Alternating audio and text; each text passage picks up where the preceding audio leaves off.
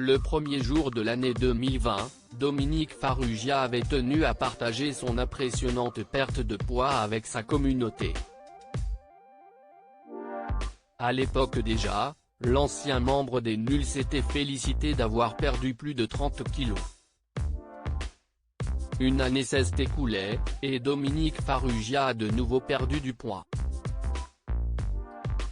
Ce dimanche 21 février 2021, le réalisateur de 58 ans a partagé une photo de lui, sur son compte Twitter.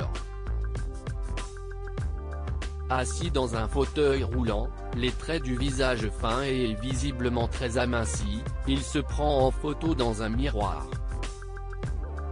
En légende de sa publication, Dominique Farrugia a fait une mise au point sur sa perte de poids. Une fois pour toutes, j'ai maigri. Je pesais 120 kg, je ne pèse 74 aujourd'hui, a-t-il écrit. Autrement dit, il a perdu 46 kg. Les internautes ont été nombreux à applaudir et féliciter l'ancien membre des Nuls, à travers des commentaires touchants. Et justement parmi les nombreux commentaires, Pierre Menet en a écrit un, même pour ça t'es un génie, a rédigé le consultant sportif qui a lui-même perdu beaucoup de poids.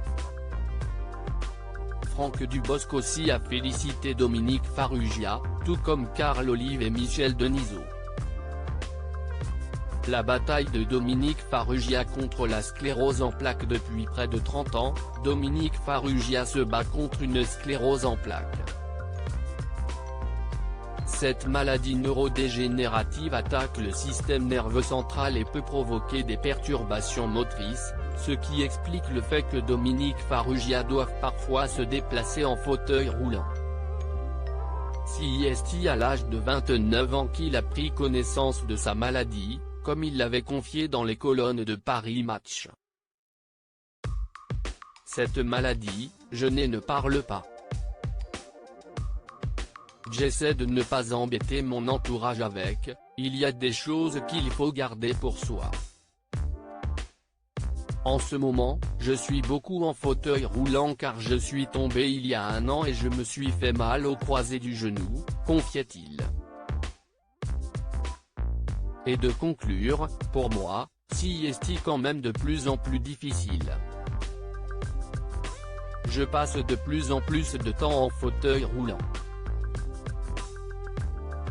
Au quotidien, Dominique Farrugia peut compter sur le soutien de son épouse, Isabelle, et de leur fille, Mia et Zoé.